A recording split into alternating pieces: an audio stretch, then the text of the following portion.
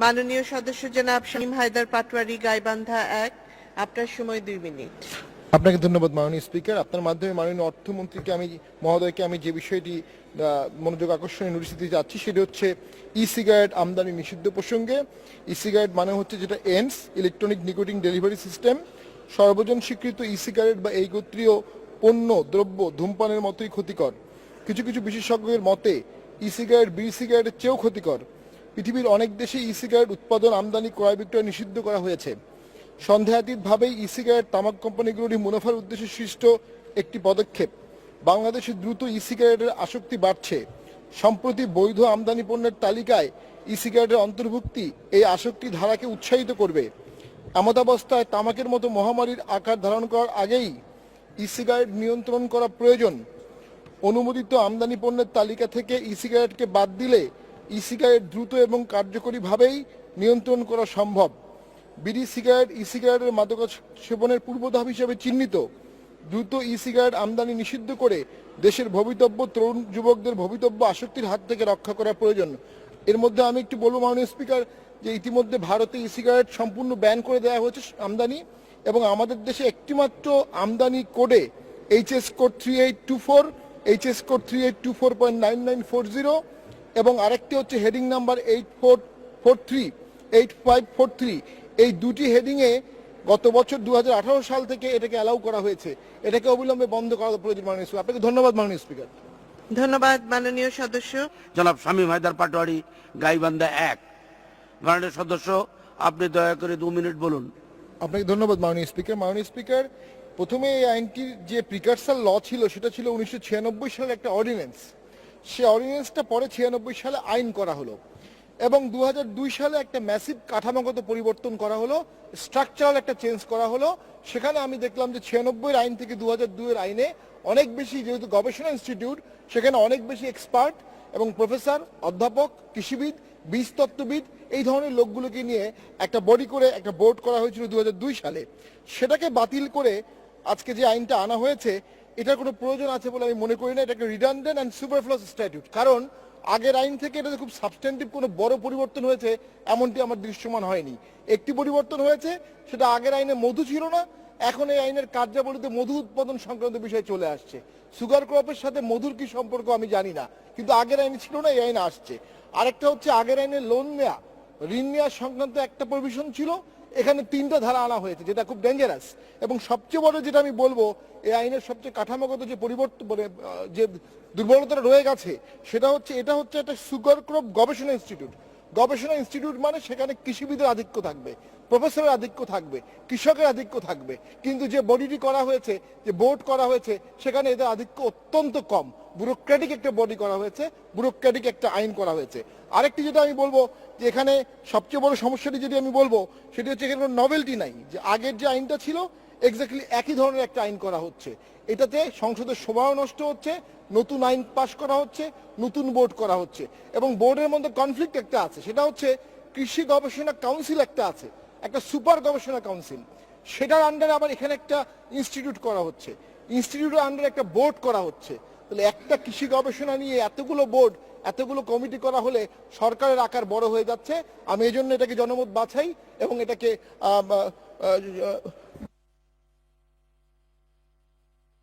ধন্যবাদ। ধন্যবাদ মাননীয় সদস্য। এবারে বক্তব্য রাখবে জনাব শামীম হায়দার পাটোয়ারি। মাননীয় সদস্য, আপনার সংশোধনী দেখছি 10টি, আপনি দয়া করে 3 মিনিট বলুন। ধন্যবাদ মাননীয় স্পিকার। মাননীয় স্পিকার, আমার একটু বেশি সময় লাগতে পারে। আমি 7 দফায় প্রথমে যে সংশোধনীটি এনেছি সেটা হচ্ছে 7-1-এ। সেখানে বলা ছিল যে এই আইনের অন্যান্য বিধানে যাহা কিছুই থাকুক না কেন, ইনস্টিটিউট কাউন্সিল কর্তৃক নির্দেশনা, সুপারিশ বা পরামর্শ প্রতিপালন করিবে। তো এই পরামর্শ শব্দের পরে আমি একটি প্রস্তাবনা রেখেছি যে যতদূর সম্ভব পরামর্শ, যতদূর সম্ভব প্রতিপালন করিবে, এটি দিয়েছি। এবং পরবর্তীতে যে 7-1-এর উপধারার যে শর্তটি আছে এটা আমি বর্জন করতে বলেছি, এবং পরবর্তীতে 7-2-এ যেটি আছে সেটিও বর্জন করতে বলেছি। এর একটি কারণ আছে, কারণটি হচ্ছে 3-2-এ বলা হচ্ছে, এই বিলের দফা 3-2-এ বলা হচ্ছে ইনস্টিটিউট একটি সংবিধিবদ্ধ সংস্থা হইবে এবং উহার স্থায়ী ধারাবাহিকতা ও একটি সাধারণ সিলমোহর থাকিবে, এবং এই আইনের বিধানাবলী সাপেক্ষে উহার স্থাবর বা অস্থাবর উভয় প্রকার সম্পত্তি অর্জন করিবার, অধিকারে রাখিবার ও হস্তান্তর করিবার ক্ষমতা থাকিবে, এবং ইনস্টিটিউট উহার নিজ নামে মামলা করিতে পারিবে এবং উক্ত নামে উহার বিরুদ্ধে মামলা করা যাইবে। অর্থাৎ লিগাল পার্সোনালিটি ডেভেলপ করা হয়েছে। তো সেখানে যদি আবার এটাকে কমপ্লিটলি কাউন্সিলের আন্ডারে সাবসার্ভিয়েন্ট করে দেওয়া হয়, তাহলে একটা কনফ্লিক্ট অফ বডিজ হতে পারে মাননীয় স্পিকার। এই জন্য আমি শুধু যতটুকু সম্ভব শব্দটা দিয়ে বাকি দুটো বাতিলের প্রস্তাব করেছি, বর্জনের প্রস্তাব করেছি মাননীয় স্পিকার। দেন 8 দফাতে যেটি বোর্ড গঠন, এবং সেই বোর্ড গঠনের ওখানে 8-এর 1-এর এখানে যেখানে ইওপ্যারাতে বলা আছে কৃষি মন্ত্রণালয় কর্তৃক মনোনীত ইনস্টিটিউটে কর্মরত 2 জন জ্যেষ্ঠ বিজ্ঞানী। আমি এই 2 জনের জায়গায় 4 জন জ্যেষ্ঠ বিজ্ঞানী প্রস্তাব করেছি, কারণ আমাদের এই ইনস্টিটিউটটাই হচ্ছে গবেষণা ইনস্টিটিউট। সেখানে যদি গবেষক বেশি না থাকে, বিজ্ঞানী বেশি না থাকে, তাহলে এই ইনস্টিটিউটে একটা মেয়ার, একটা বডি থাকবে, প্রপার গবেষণা হবে না, প্রপার রিসার্চ আউটকাম আসবে না। এই জন্য আমি 2 জন বিজ্ঞানীর জায়গায় 4 জন বিজ্ঞানীর প্রস্তাব করেছি মাননীয় স্পিকার। একই ধারায় আমি টতে আমি বলেছি যে টতে 1 জন বলা আছে কৃষি মন্ত্রণালয় কর্তৃক মনোনীত ইনস্টিটিউট বহির্ভূত 1 জন প্রতিষ্ঠাতা বিজ্ঞানী। আমি 1 জনের জায়গায় 2 জনের প্রস্তাব করেছি, যাতে এখানে অধিক সংখ্যক সায়েন্টিস্ট কাজ করতে পারে। এবং এখানে একই সাথে আমি বিলের 8-এর 2 দফা, এটা আমি প্রতিটি বিলেই দিয়ে থাকি মাননীয় স্পিকার। এখানে বলা থাকে কারণ দর্শন ব্যতিরিকে যে কাউকে যখন তখন সরকার চাইলে পদত্যাগ করাতে পারবে অথবা তাকে ত্যাগ করিতে পারবেন। আমি এখানে এই যে কোনো সময়ের জায়গায় 30 দিনের নোটিশ সাপেক্ষে, এটা আমি প্রত্যেকটা আইনে দিচ্ছি, কোনো আইনি গ্রহণ হচ্ছে না, বাট এটা একটা পার্ট অফ ফেয়ারনেস, এবং সুপ্রিম কোর্ট সহ সমস্ত জাজমেন্টে এটা এস্টাবলিশ। এটা আইনে না থাকলেও কোর্ট ধরে নেয় যে 30 দিনের নোটিশ দিতে হবে অথবা রিজনেবল নোটিশ দিতে হবে। আমাদের আইনে এটা আসা উচিত বলে আমি মনে করি। এই জন্য আমি বলেছি যে এখানে 30 দিনের একটি শর্ত যেন দেওয়া হয় বিলের 8 দফার 2 উপদফায়। মাননীয় সদস্য বলুন, 1 মিনিট বলুন। বিলের 9 দফার মধ্যে 9-এর 6-এ বলা আছে ঋণ গ্রহণের প্রস্তাব অনুমোদন। আমি এটা বর্জনের জন্য প্রস্তাব করেছি। তার কারণ হচ্ছে ইনস্টিটিউট গবেষণা করবে, সরকার থেকে অনুমোদন পাবে, গবেষণা লব্ধ ফসল বিক্রি করে অথবা এটার থেকেও আয় করতে পারবে, রিসার্চ ফেলোশিপ দিবে। ইনস্টিটিউটের তো আলাদা করে লোন নেওয়ার কোনো প্রয়োজন নাই।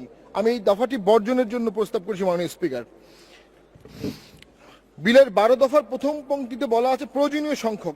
এটা একটা মানে পরিচালক সম্পর্কে বলা আছে 12 দফায় যে ইনস্টিটিউটের কার্যাবলী দক্ষতার সাথে সম্পাদনের জন্য প্রয়োজনীয় সংখ্যক পরিচালক থাকবে। পরিচালক একটা গুরুত্বপূর্ণ ভাইটাল পোস্ট। কয়জন পরিচালক হবে এটা আইনে বলা নেই। এজন্য আমি বলেছি প্রয়োজনীয় সংখ্যকের জায়গায় 4 সংখ্যাটা থাকবে, কারণ পরিচালক যদি 100 জন দেওয়া হয়, 500 জন দেওয়া হয়, এটা তো আইন অ্যালাউ করতে পারে না। এই জন্য এই প্রস্তাবটি আমি রেখেছি মাননীয় স্পিকার। দেন 14 দফার খ আমি এটা বর্জন করতে বলেছি, কারণ এখানে ওই ঋণ সংক্রান্ত প্রভিশনটি আছে 14-র খয়ে। এবং একই সাথে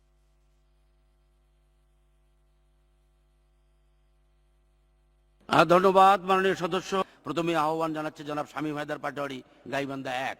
মাননীয় সদস্য অনুগ্রহপূর্বক 2 মিনিট বলুন।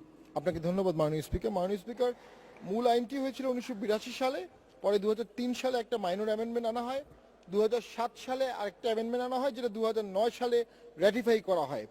মূল থিমটা ছিল যে দেশের নিবন্ধিত যে জাহাজগুলো আছে সেগুলোকে একটা প্রোটেকশন দেয়া, একটা কোটা সিস্টেমের মতো করে দেয়া, যেন দেশের ভিতরে বা বাইরে যে পণ্যগুলো পরিবহন হবে সেখানে একটা সার্টেন পার্সেন্টেজ আমরা সেই দেশের নিবন্ধিত জাহাজগুলো করি, যাতে দেশের এই পরিবহন সেক্টরটা এবং জাহাজ নির্মাণ শিল্পটা উন্নয়ন হয়। 1982 সালে এটা করা হয়েছিল, অর্থাৎ আজ থেকে প্রায় 36 বছর আগে। এখন 36 বছর পরেও যদি এই ধরনের রিজার্ভেশনের প্রয়োজন হয়, তাহলে বুঝতে হবে এই সেক্টরটা যথাযথভাবে উন্নয়ন করতে পারেনি এবং ভবিষ্যতের সম্ভাবনা আছে বলে মনে হয় না। কারণ 36 বছর রিজার্ভেশন রাখার পরও যদি এই সেক্টর ডেভেলপ না করে, তাহলে আবার আজকে কিভাবে করবে এর কোনো গ্যারান্টি নেই। এবং এখানে কিছু ভয়ঙ্কর প্রভিশন আছে। তার মধ্যে একটা হচ্ছে যে সরকারি তহবিলে কোনো পণ্য পরিবহন করলে এটা সরকারি সংস্থা দিয়েই করতে হবে। এটা ইন্টারন্যাশনাল স্ট্যান্ডার্ডের সাথে যাচ্ছে না এবং আনফেয়ার কম্পিটিশন প্রমোট করবে। আমি সংশোধনীতে সেটা বলবো। সেকেন্ড যে জিনিসটি হচ্ছে, এখানে এই আইনটি 82 সালে যে প্রয়োজন ছিল আজকে 19 সালে আদৌ প্রয়োজন আছে কিনা, এটা একটা অটোমেটিক ল্যাপস হতে পারতো। সুপ্রিম কোর্টের জাজমেন্ট দেওয়ার কারণে অটোমেটিক আইনগুলো বাতিল হয়ে যাচ্ছে। নতুন আইন করার প্রয়োজন আছে কিনা। দ্বিতীয় যেটা হচ্ছে, এটা দুটো ক্লাস তৈরি করে ফেলছে।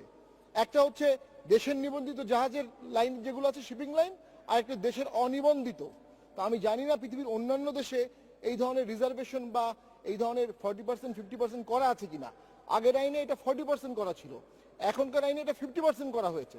তার মানে 36 বছরে উন্নয়ন হয়নি, আরো অবনতি হয়েছে। তো আমরা প্রাইভেটাইজেশনের যুগে এই ধরনের আইন করে বিশেষ কিছু সংস্থাকে, এবং এটা 2-3টি সংস্থাই হবে, বিশেষ কিছু সংস্থাকে, বিশেষ কিছু ব্যবসায়িক প্রতিষ্ঠানকে সুবিধা করার দায়িত্ব তো সংসদের না। আমি এই আইনটাকে অপ্রয়োজনীয় মনে করি এবং এটা আনফেয়ার কম্পিটিশন প্রমোট করবে, এই জন্য জনমত যাচাইয়ের জন্য এবং যাচাই। ধন্যবাদ মাননীয় সদস্য। এবারে বক্তব্য রাখবেন জনাব শামীম হায়দার পাটোয়ারি। মাননীয় সদস্য, আপনার সংশোধনী 9টি, দয়া করে 3 মিনিট বলুন।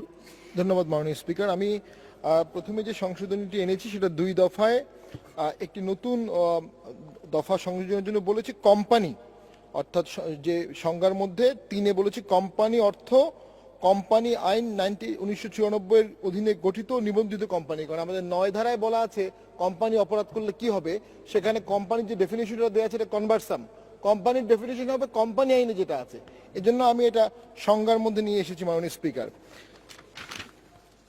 বিলের 3 দফার 2 উপদফাটি আমি বর্জন করার প্রস্তাব করেছি। 3-এর 2-এ যেটা বলা আছে যে উপধারা 1-এ যাহাই বলা থাকুক না কেন, সরকারি তহবিলের অর্থে সমুদ্র পথে পরিবাহিত পণ্য রাষ্ট্রীয় মালিকানাধীন কোন শিপিং সংস্থার মাধ্যমে পরিবহন করিতে হবে। অর্থাৎ রাষ্ট্র রাষ্ট্রের সাথে ব্যবসা করবে, সরকার সরকারের সাথে ব্যবসা করবে। এই ক্লজটি সেটাই বলছে যে সরকারের টাকা দিয়ে যা কিছু আনা হবে সেটা সরকারি শিপিং কর্পোরেশন ছাড়া আনা যাবে না। তাহলে এটা তো একটা আনফেয়ার কম্পিটিশন প্রমোট করছে। অসংখ্য প্রাইভেট কোম্পানি আছে, তারাও ট্যাক্স দিচ্ছে। সরকারের কাজ তো ব্যবসা করা না, সরকারের কাজ হচ্ছে ট্যাক্স আদায় করা। তাহলে আপনি যখনই প্রথমেই একটা বিশাল বড় মার্কেট আউস্ট করে দেবেন, লিমিট করে দেবেন, কনফাইন করে দেবেন, তাহলে তো সেখানে ডুইং ইজ বিজনেসে আমরা আরো পিছিয়ে যাব, প্রথম কথা। দ্বিতীয় কথা হচ্ছে যে আমাদের এখানে এরপরে বলা আছে, ব্যাখ্যাতেও বলা আছে যে সরকারি তহবিল বলিতে পাবলিক প্রকিউরমেন্ট আইন 2006 বোঝাবে। এখানেও ওই অনেক ওয়াইড করে বলা হয়েছে, অর্থাৎ বাংলাদেশ সমস্ত মন্ত্রণালয় যা কিছু গ্রহণ করবে, যা কিছু পরিবহন করবে, সবই এখন শিপিং কর্পোরেশনের মাধ্যমে করতে হবে। অবশ্যই বাংলাদেশ শিপিং কর্পোরেশনের দক্ষতা অনেক বেড়েছে, বাংলাদেশের নৌ পরিবহন সেক্টর অনেক উন্নত হয়েছে, মাননীয় মন্ত্রী মহোদয় অনেক কাজ করছেন এবং ডেভেলপমেন্ট হয়েছে। কিন্তু এখনো কি নৌ পরিবহন সেক্টর পুরো বাংলাদেশের পরিবহন নেওয়ার ক্যাপাবল সরকারি সবকিছুর জন্য? অবশ্যই না, প্রথম কথা। দ্বিতীয় কথা হচ্ছে সরকার কেন এই দায় নেবে? সরকার ট্যাক্স আদায় করবে, বিজনেস প্রমোট করবে, প্রাইভেট এন্টারপ্রেনারশিপকে উৎসাহিত করবে। এই প্রভিশনটা আনফেয়ার কম্পিটিশনকে প্রমোট করছে, ইন্টারন্যাশনাল স্ট্যান্ডার্ডের সাথে সম্পূর্ণ কন্ট্রাডিক্টরি। আমি এই জন্য এটা বর্জনের জন্য প্রস্তাব দিয়েছি মাননীয় স্পিকার। 3-এর 2 এবং 3-এর 2-এর নিচে যে ব্যাখ্যা, 3-এর ব্যাখ্যা দুটোই আমি বর্জনের জন্য প্রস্তাব দিয়েছি।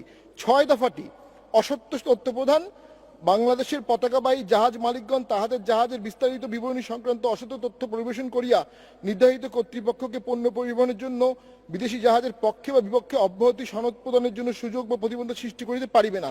এটা এক্সিওমেটিক আইনের সমস্ত ধারা অনুযায়ী, এটার জন্য আলাদা একটা কোনো প্রভিশনের প্রয়োজন আছে বলে আমি মনে করি না। আমি এটাও বর্জন করতে বলেছি, এটা আগের আইনে ছিল না।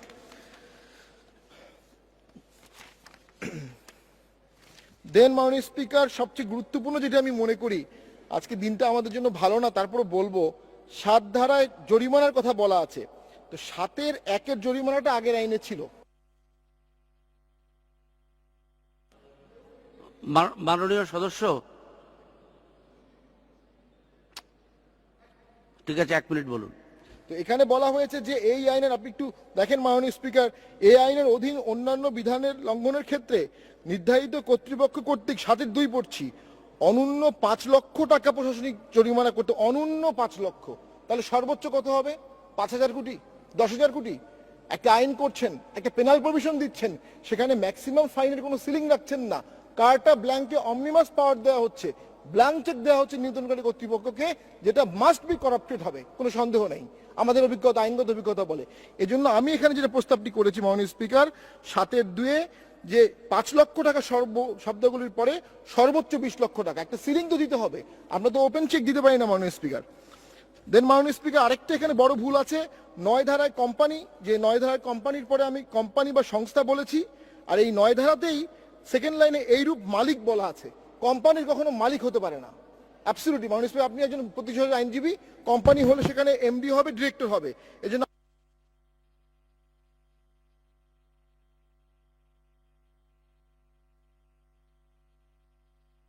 ধন্যবাদ, ধন্যবাদ মাননীয় সদস্য।